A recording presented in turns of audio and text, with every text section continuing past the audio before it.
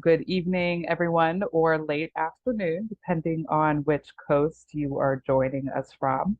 My name is Eileen Donovan, and I'm the Director of Learning and Engagement at the Lyman Allyn Art Museum.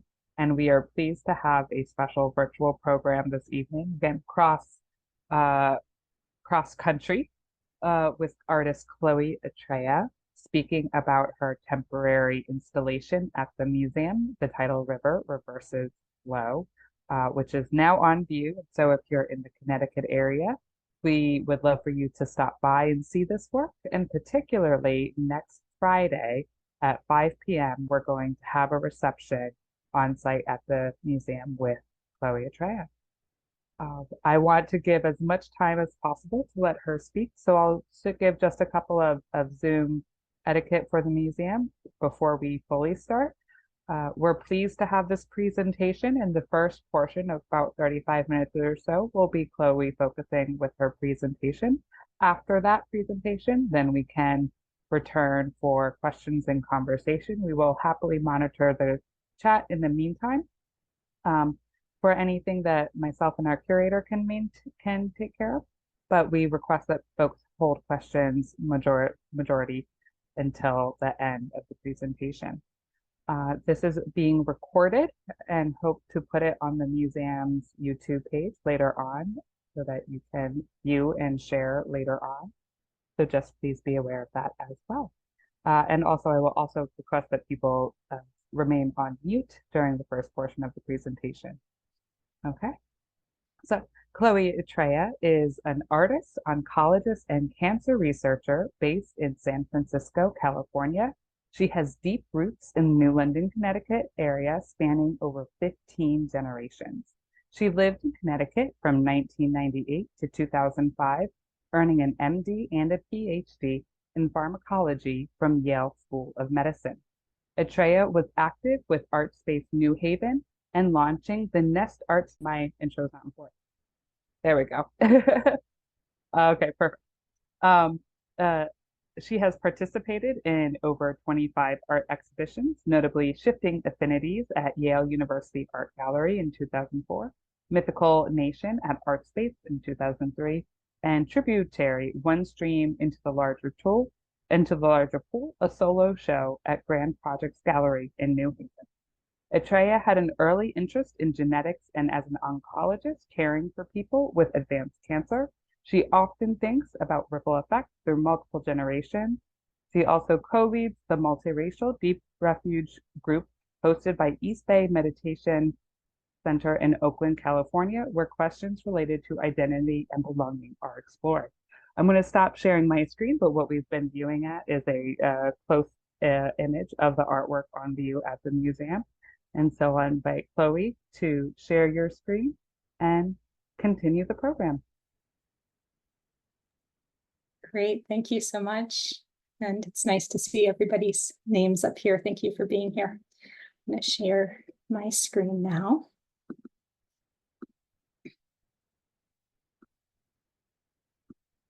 Okay. Can you see that? Yeah, okay. So thank you again, Eileen, for the kind introduction, and deep gratitude to the Lyman Allyn Art Museum for exhibiting my work and hosting this presentation. My motivation for sharing the Tidal River Reverses Flow is to start a conversation and to make connections. So again, thank you all for being here. And before we proceed, I also want to acknowledge that I'm joining you from the traditional homelands of the Ramaytush Ohlone people, now called San Francisco, California. And I take this moment to pay homage and respect to the Ohlone elders and to all native land custodians and culture bearers, both past and present, including my Mohegan, Pequot, and Montaukett relatives. The Tidal River Reverses Flow is an installation that consists of a main piece on the left, which is mixed media on paper. It includes pencil, ink, thread, and a map. It measures 30.5 by 25 inches, and there's also a cloth-bound legend serving as a visual key. That legend measures 7.5 by 11.5 inches, just to give you some scale. And also included in the installation are a pair of carved birds and a short video. And with this artwork, I seek to cultivate a relationship with the land in a 10-mile radius encircling the midpoint of the Connecticut Thames River, the brackish waters of tidal estuaries, and the people who came before. My mother and her parents were born in New London, Connecticut, whereas I was born and raised outside of the Thames River radius in Michigan, with an early distrust of water and anything associated with England, including New England, because of impacts of colonialism. Having European as well as Native American roots on my mom's side and a South Asian father who grew up in India, I conceived this work as a ceremony to remediate internalized rootlessness and heal intergenerational trauma by sewing my maternal ancestors into the places that hold their stories. Like a tidal river reversing flow, the main piece was populated backward in time, starting with my mother and looking back over 500 years. My mother is a poet, and the title of the installation comes from her haiku. Breathing in, then out, the tidal river reverses flow. The Thames River, formerly called the Pequot, is a tidal estuary, a place of hybridity where salt water from the Atlantic Ocean entering via the Long Island Sound mixes with fresh river water. And it has several brackish water tidal coves along its length. Tidal river refers to the part of the estuary upstream of the saltwater intrusion limit, which is subject to tidal motion. A tidal river reverses direction with the tides twice a day. At low tide, fresh water runs toward the saltwater, and at high tide, salt water runs from the sound into the river, switching the direction of the current.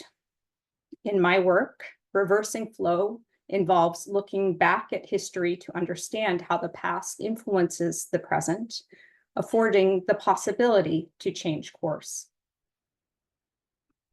As further background, for many generations, the maternal side of my family has lived in a roughly 10-mile radius around the 15-mile Pequot, now called Thames River, in southeastern Connecticut.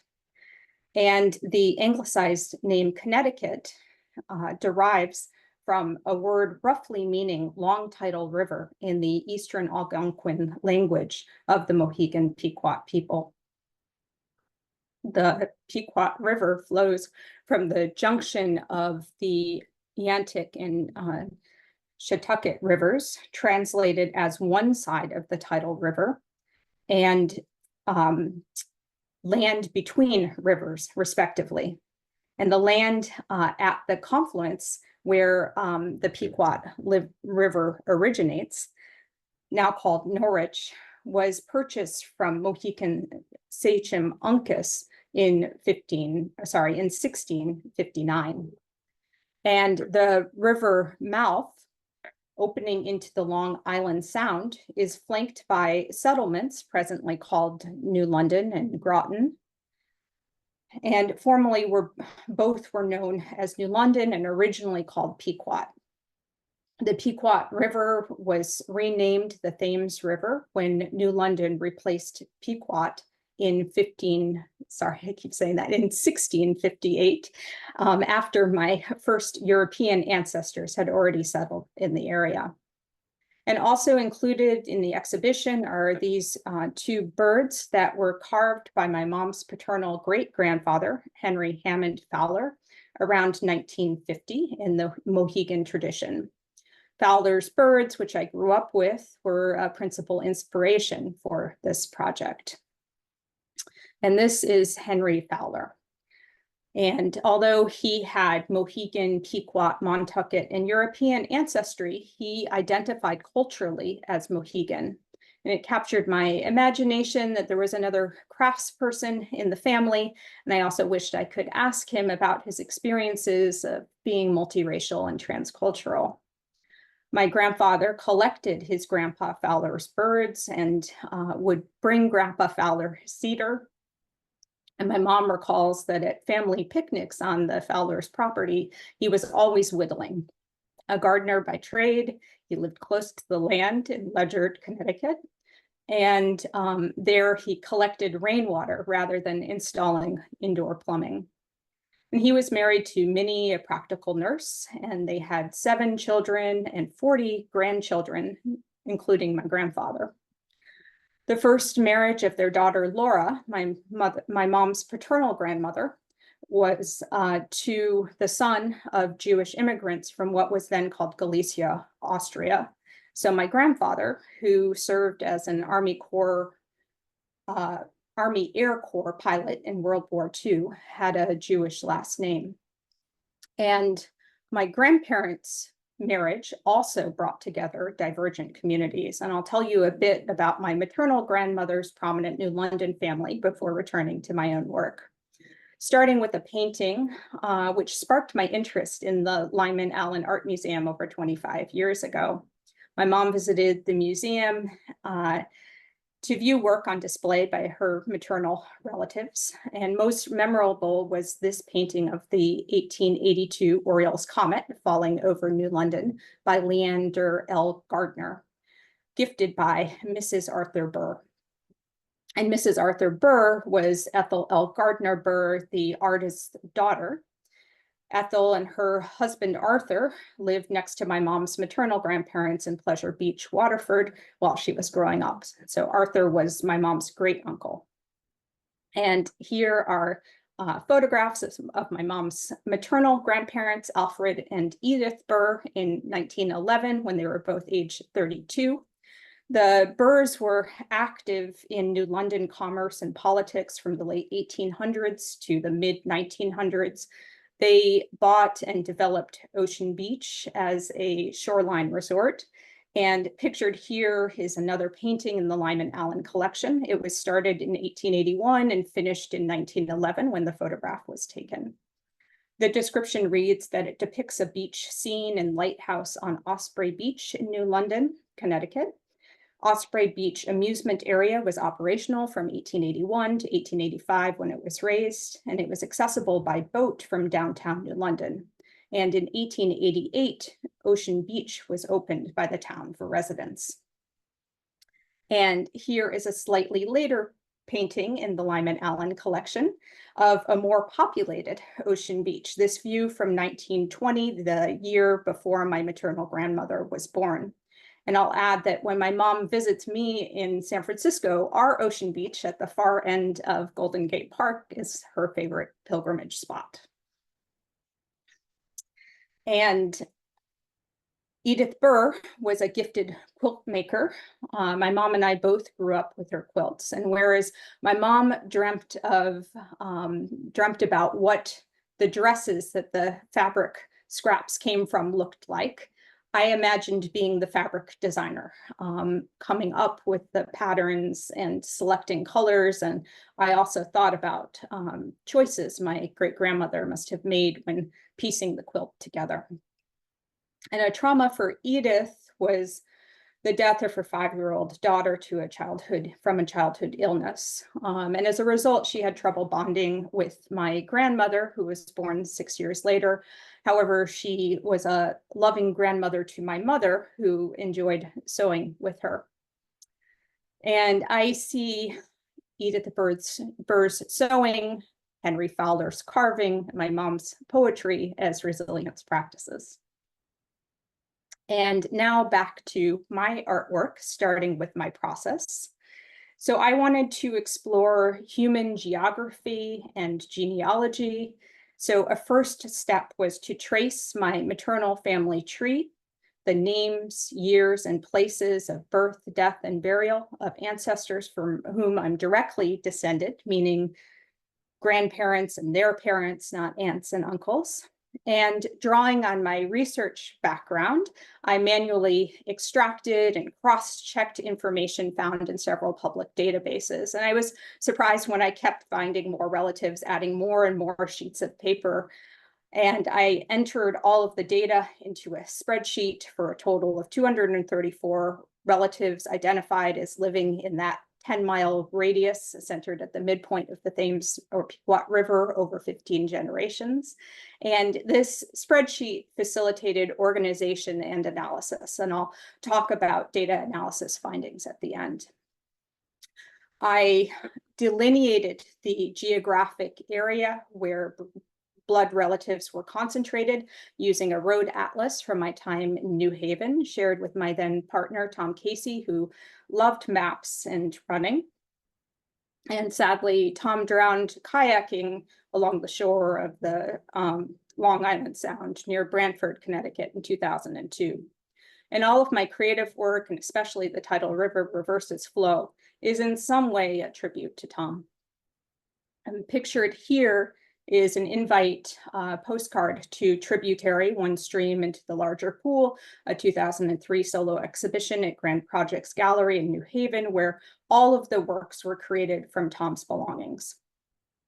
For those of you who are able to come to the reception at the Lyman Allyn Art Museum, the guest book is also made from Tom's maps. It was originally the guest book for Tributary, and I reversed the binding for Tidal River.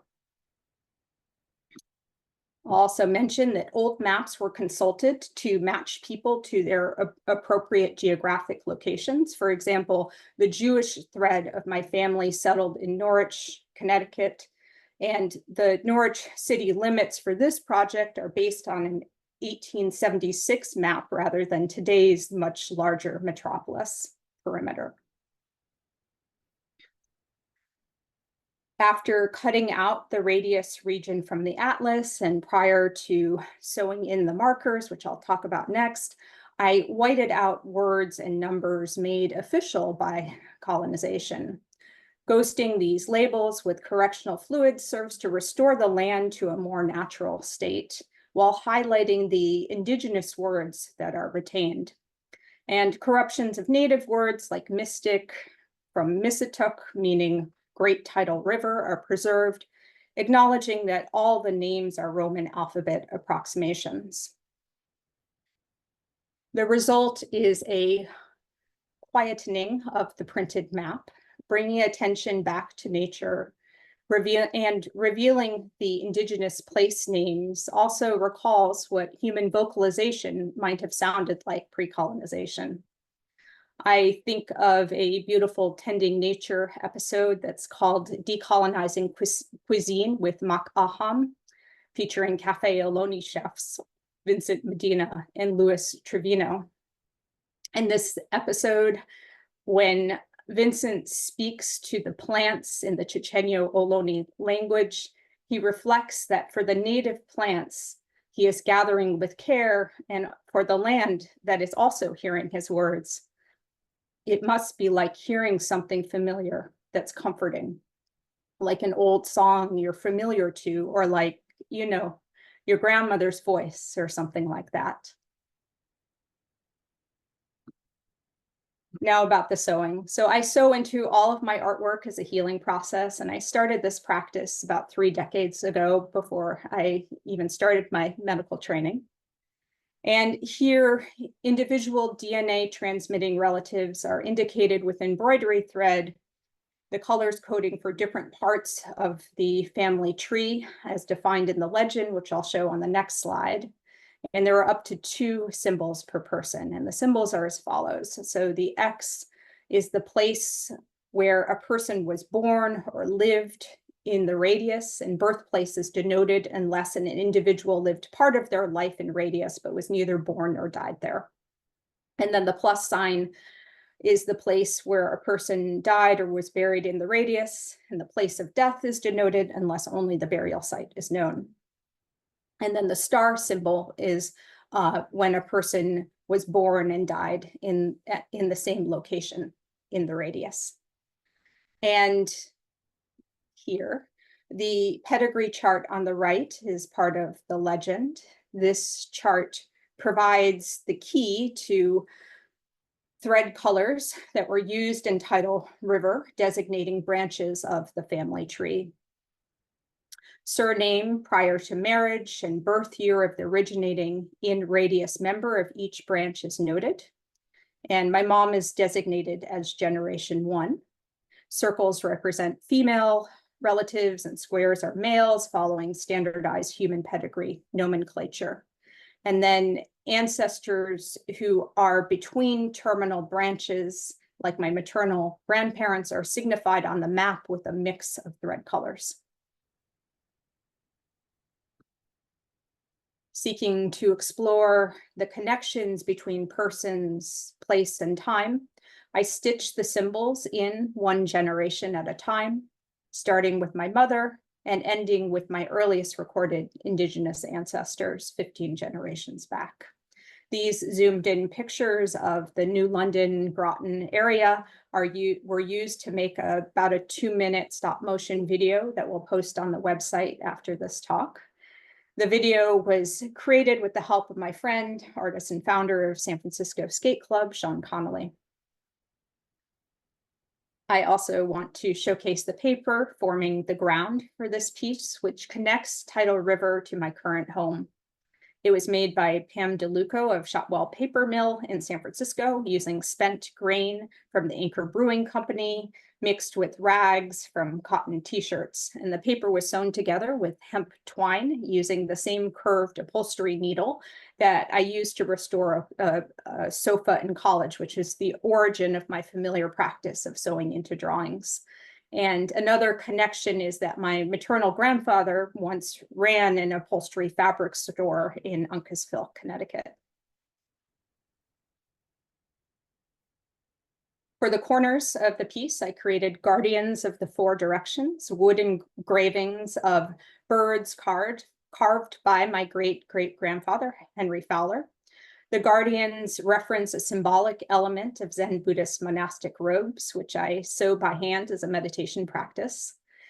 The wood engravings were printed at the San Francisco Center for the Book, and they were mounted on handmade paper. And as a printmaker and doctor, I found it intriguing that wood engravings were brought to the US by New York physician and illustrator Alexander Anderson in the 1790s. Use of end-grain wood makes engraving suitable for producing highly detailed images in large editions. Wood engravings were most popular in the 1800s, and the type-high blocks enabled combination of images and text in advertising, illustrated books, and newspapers. Overall, the Tidal River piece takes a ceremonial form akin to a Zen bowing or sitting cloth called a zagu, with a central panel and square guardians of the 4 directions in the 4 corners. As a tribute to Henry H. Fowler, additional design elements reference the Mohegan tribal symbol. The large red radius, which you can't see in this zoom in photo,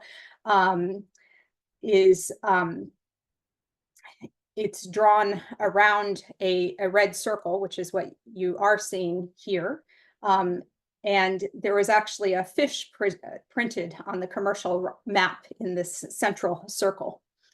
And in the Mohegan tribal symbol, this sacred center circle represents the spiritual life force felt throughout the universe. And then there are 4 semicircular domes that were drawn in blue-colored pencil facing north, east, south, and west. And these symbolize the back of Grandfather Turtle, upon whom the earth was formed, the dome of the sky, and the shape of Mohegan wigwam dwellings.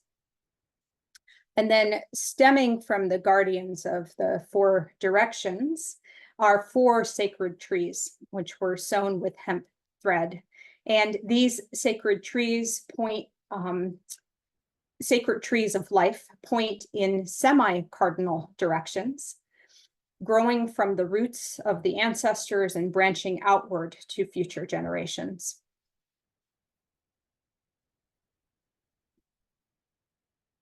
This map detail shows some of my Mohegan relatives.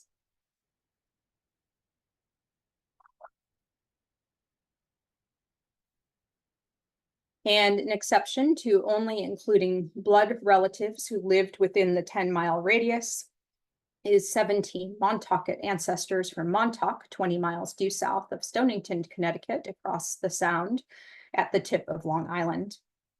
On a clear day, Montauk can be seen from Stonington Point, and representation of Montaukett relatives imagined to be canoeing toward the radius conveys dynamic human migration and interaction, and it also intends to reverse the erasure of Montaukett people as an unrecognized tribe without reservation land. As I've mentioned, this bound legend was created to accompany the Tidal River map. And the frontispiece traces the river from a 1796 map entitled Plan of the Lands in New London Sequestered for the Sole Use and Improvement of the Mohegan Indian Tribe. And the river location actually corresponds to northeast Montville. And then encircling the river, I've added 13 dots. And again, referencing the Mohegan tribal symbol, the white dots symbolize the 13 moons of the year, the 13 sections on Turtle's Back, and the 13 generations since Uncas.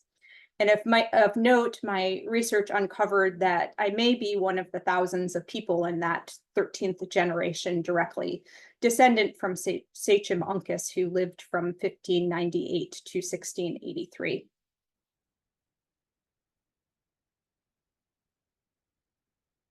Here again is the second spread of the legend folio shown earlier for the family tree, now focusing on the left-hand page, presenting maps with the radius drawn for scale. The map on the left highlights the Mohegan, Pequot, and Montaukett territories circa 1600 with the radius indicated. And the map is drawn on paper made from dollar bills, symbolizing land purchase using foreign currency and alien laws. The corresponding present day reservations are the much smaller salmon color areas that are shown on the Tidal River map. And then this map denotes Connecticut places where my mom has lived and worked. New London, Waterford, Niantic, New Haven, a brief stint at the Mohegan Sun Casino in Montville, and now Guilford with the radius indicated. And the width of each of the green squares for scale is 11 miles. The red markers are sewn with anchor embroidery thread, stranded cotton, fast color, from my paternal uncle's factory in India. And the camouflaged thread, binding thread here is stained with English breakfast tea, referencing another tie between India and New England. And I'll end with some data analysis findings. A total of 234 DNA transmitting relatives were included. 217 are ancestors who lived or died in the radius, and 17 are the Montaukett ancestors based just outside of the radius. These relatives encompass a median of 10 generations before me and a maximum of 15 generations, including records of Indigenous ancestors. The earliest birth year is 1516, a Montaukett relative, and the most recent is 1945, my mom. And the fewest number of in radius relatives are in my mom's paternal grandfather's line. These are the recent immigrants from Eastern Europe. Conversely, the largest number of in radius relatives are in my mother's paternal grandmother's lines, which are split into 6 thread colors. These include Henry and Minnie Fowler. And then 32 ancestors were born in England, or in one case, Ireland, coming to America as part of the Puritan Great Migration from 1621 to 1640, a median of 12 generations back. And additional European ancestors landed in Rhode Island, adjacent to the radius, and then their offspring moved to the Connecticut radius. 50 ancestors lived and died in the same location, although this number is likely an underestimate due to some missing data. And 38 ancestors were born or lived and died in different places within the radius. And so they're denoted with 2 markers, 38 of these ancestors. And then the most common location represented is New London with 74 relatives, followed by Stonington with 43 relatives. That came as a surprise. And then that's followed by Groton with 36 relatives and Norwich with 32 relatives. And in total, 272 symbols are sewn into the map. And certain missing data were imputed to maximize completeness and reverse disproportionate erasure of women and Native people from the historic record. Overall, 45 of the 234 relatives were included based on imputed data. And an example of this is that 16 relatives are recorded as having lived in radius because we know that they married and or had children in radius, although their own place of birth, death, and burial are unknown. And 13 of these 16 individuals, or 81%, yes, I'm a researcher, with incomplete data, were women. Often their names are lost, and some of the indigenous matriarchs are referred to in public records only as no-name wife. In 15 cases, including 11 indigenous ancestors, a person with unknown parents was born in radius. Thus, it was imputed that their parents also spent part of their lives in radius. And this work is dedicated to my mom, Chloe Atreya, and her great-grandfather, Henry Hammond Fowler. I also want to thank the staff of the Lyman Allyn Art Museum, especially Tanya Port and Eileen Donovan. It's been wonderful working with you. I want to thank Pam DeLuco of Shotwell Paper Mill. All of the paper in this piece, apart from the commercial map, was made by Pam. Chloe Jackman and her associate Lisa Frere, who took the photographs. Rick Olson, a master wood engraver and the instructor at the San Francisco Center for the Book. Janine Lentine, a writer, fortunate to have as a writing mentor. Sean Connolly, who helped with the video, Nancy Botkin, my collaborator on the book binding of the folio, Ian Delaporte, my partner who supports me to have time for creative projects, Abby Durden, who's been with me since the first upholstery days, friend from college who also sourced the vintage embroidery thread for this project, and Sasha Ortega, who came up with the idea to sew markers in by generation across family lines rather than one thread color at a time. And then I also wish to extend gratitude to the San Francisco Zen Center Sewing Sangha and the East Bay Meditation Center multiracial deep refuge community. And I'm going to put up, whoops. Advance. Okay, and I'm going to put up this slide with references, mostly so that it will be recorded in the video in case anyone wants to check out any of the references. And although quite a bit of research went into this project, I do offer it with humility, and I welcome your comments and corrections. And this is my final slide, showing the reverse side of the Tidal River Reverses Flow. And with that, I turn it over for your comments and questions, reflections. Thanks for listening. Okay. Thank you so much, Chloe. And I'm sure folks joining us this evening see what we saw when she shared that artwork with us, that compelling visuals of the artwork in its space, along with the intensive research and depth of the process. And so we were so excited. And Tanya, I give a ton of credit for emailing a couple of us a couple of times to say, hey, we should talk to her and bring this artwork in. So yes, at this moment, we welcome anyone to ask questions. If you would like to turn on your video and verbally ask it, please just use the hand raised symbol and we can call in a couple of folks.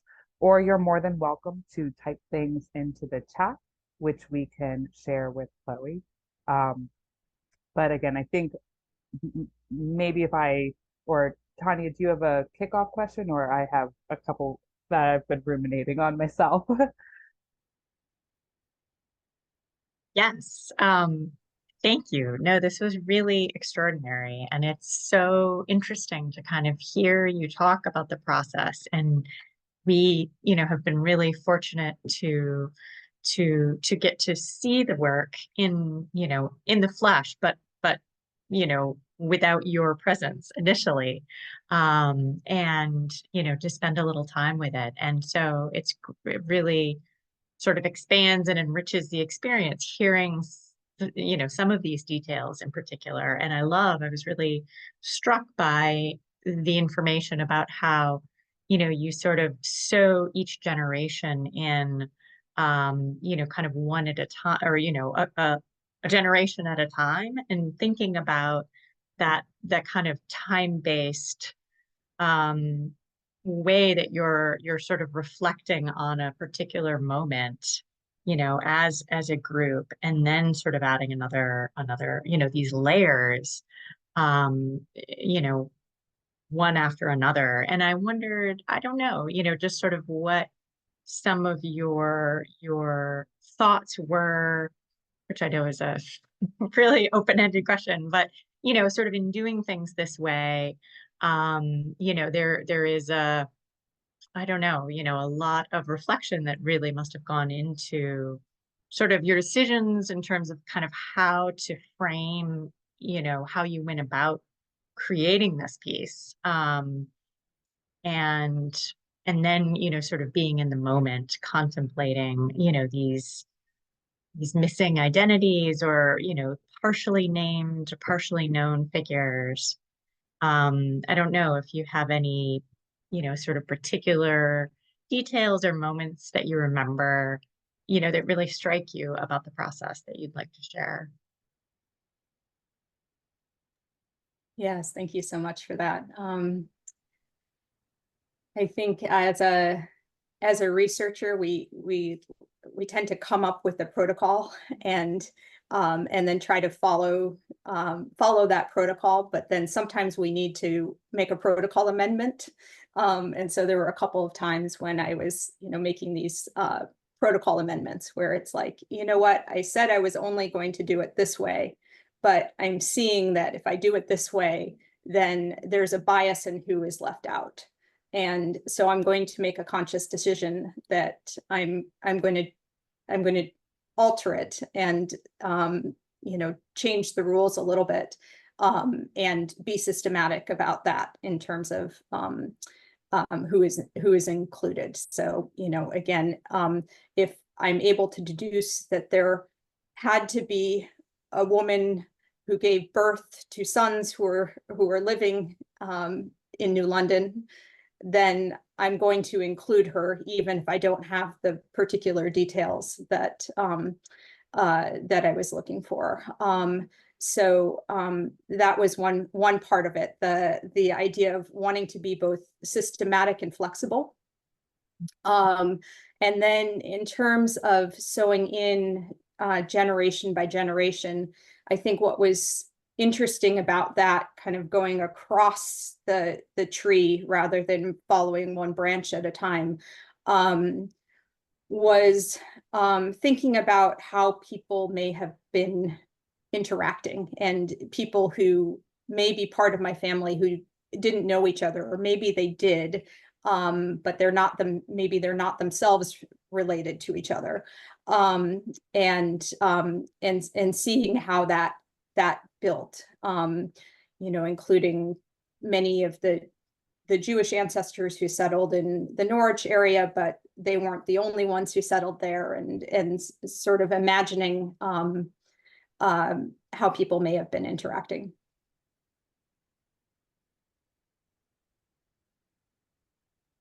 Yeah, thinking about areas where you have a small local community and everyone vaguely knows everyone or believes they're vaguely related to everyone, have the full data set um, to show that information. I think one enjoyment that many people have with ancestral research is those little discoveries, and I'm forgetting the name of the television show, but the one where they're interviewing celebrities and doing their DNA research and things like that. Is there a particular individual who in your research was a big surprise discovery, or some of the um, life information that most excited you when you learned that? Yeah, that's a great question. I will say that I feel like I became closer both to Henry Fowler and Edith Burr, who were the people who my mom was closest to in her family. So maybe that's not a surprise, but that was an outcome for me.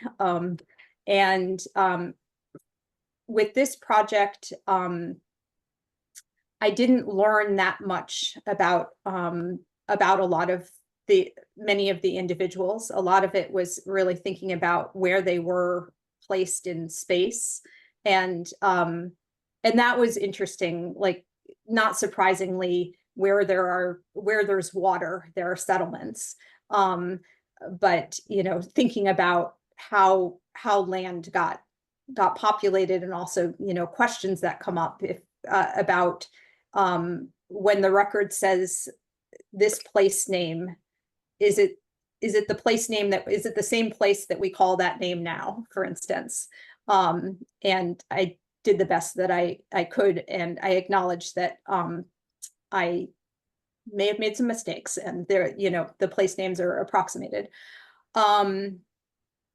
And gosh, I mean, there's a story that stands out in my mind. It was actually someone outside of Radius who isn't sewn in.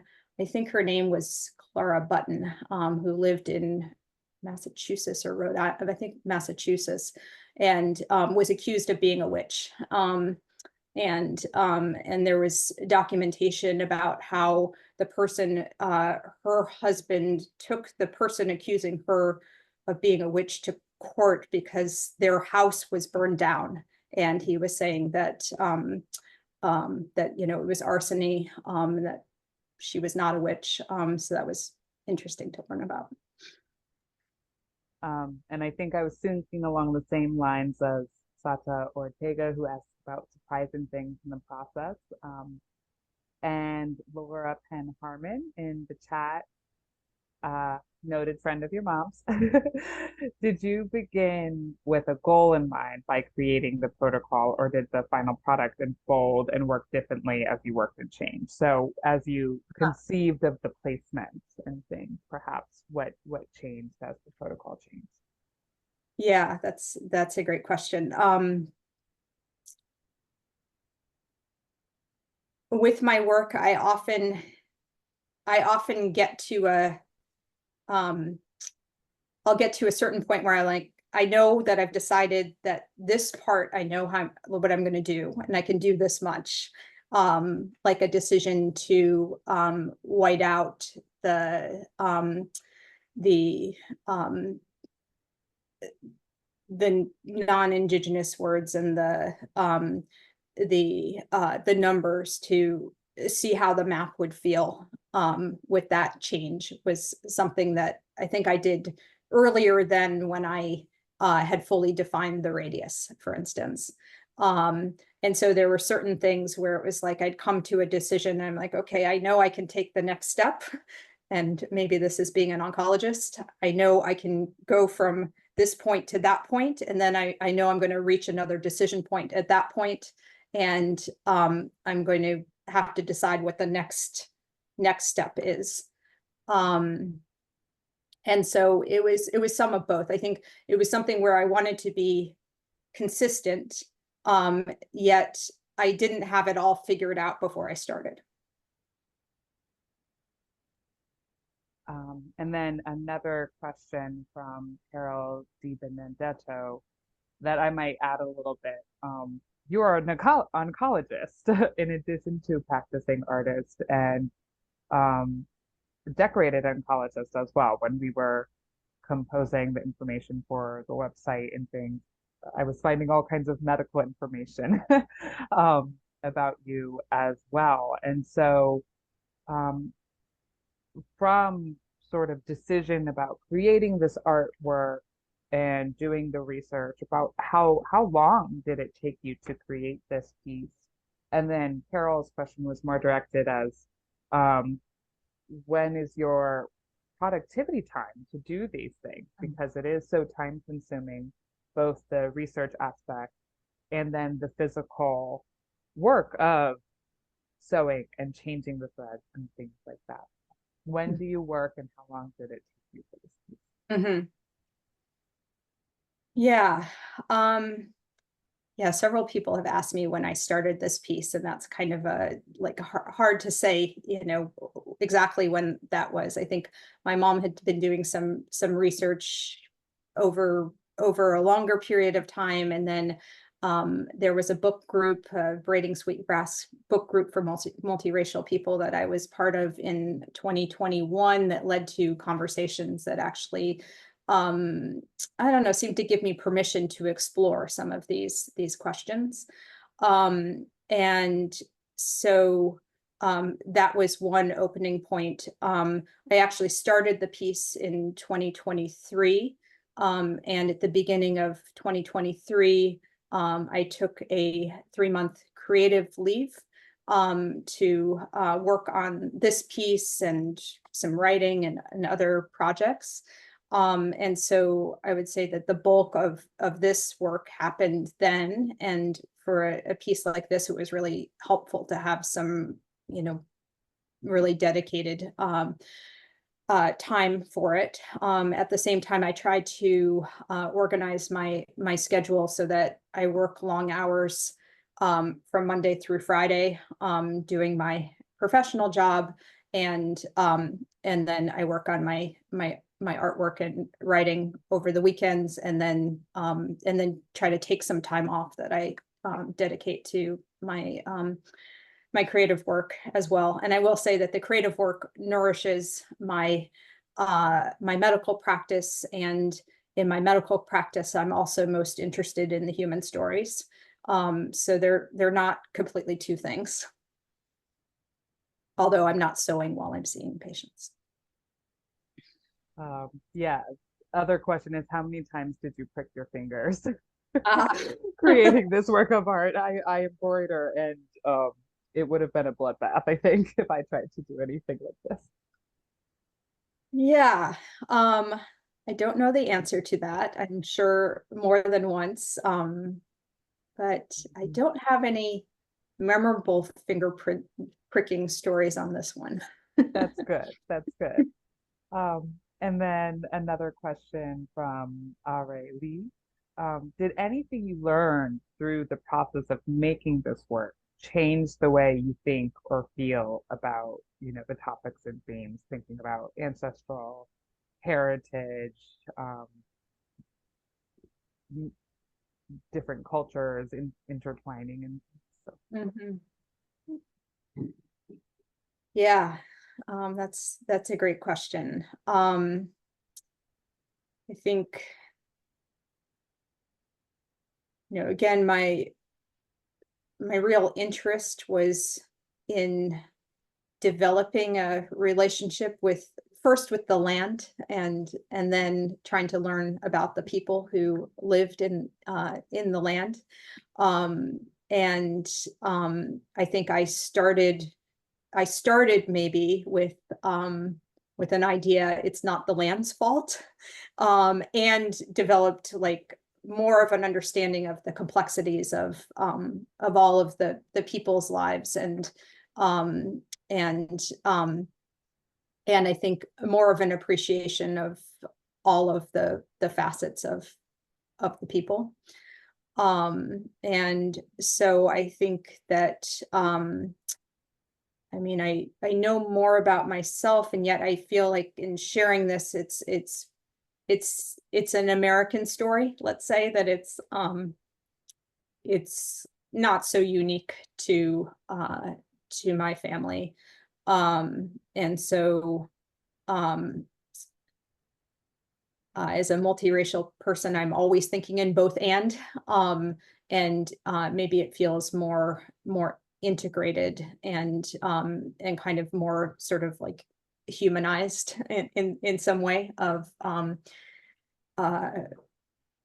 finding some connections when I didn't have a lot of access to extended family growing up. I wondered, sort of hearing you talk about thinking about this and access, to thinking about your ancestry and lineage, that we're doing this work in California, and kind of reflecting on a distance in terms of geographic proximity to this place, where we are located, the New London area. And if that, I don't know, if that distance was helpful, or if it, if there were moments when you kind of wanted to physically be in the space, to sort of see the Thames River, as it's now called, and kind of be in those places. Just, I don't know if you could talk about, if that's something that you were able to do intermittently, on occasional visits back to Connecticut, or or whether the kind of conceptual geography and the way that you can kind of plot people in places, that are no longer here, if that distance was maybe a good thing. I think both are true. So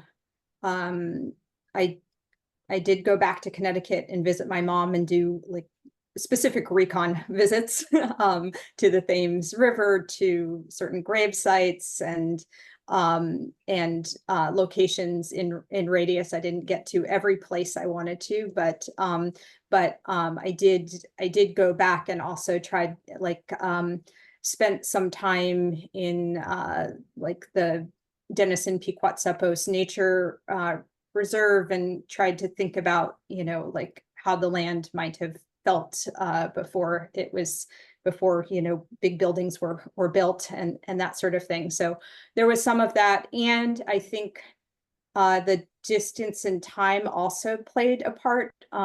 So, I lived in Connecticut, in New Haven and also East Haven, in the early 2000s. And I came away still not feeling like I had a firm connection. And I think that some of the other work that I've done to examine questions of belonging and things like that since then, and also having lived in Connecticut for a period of several years before, was informative. But it wasn't a piece that I could have made while I was living there at that time. And I think maybe a final question came through chat, perhaps from another researcher.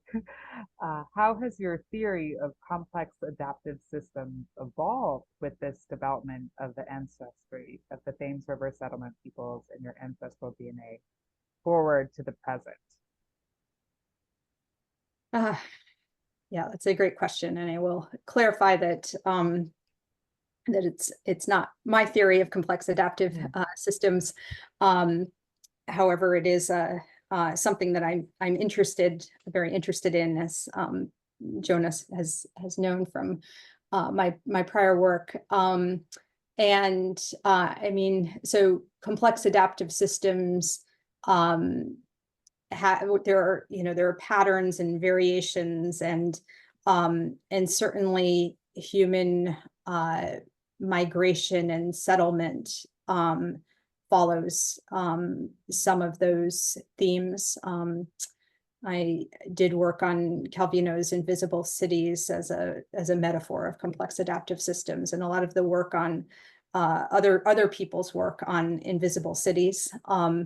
Actually, another old friend just sent me, seeing this piece reminded me of this other book on complex adaptive systems as applied to Venice. And I think that I think it's related. I don't have a great answer now, but I'll keep thinking about that question.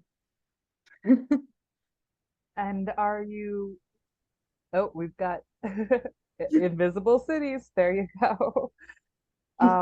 And another question, are you working on any new artworks after completing this additional work on this project? Yes. Always. Yeah, so I'm working on a few things. A parallel art series that's honoring my father's family home in Ashmere, India, which also includes a main piece and a bound folio.